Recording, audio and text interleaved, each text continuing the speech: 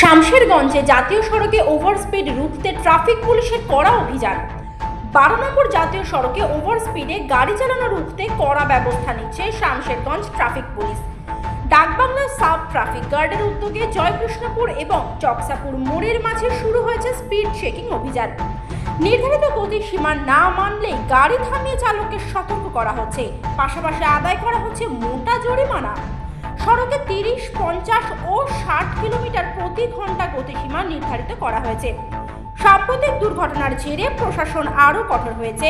পুলিশের বার্তা স্পষ্ট, ওভার স্পিডে গাড়ি নয়, নিয়ম মেনে চালান, নিরাপদে থাকুন। স্থানীয় বাসিন্দারাও পুলিশের এই পদক্ষেপকে স্বাগত জানিয়েছে।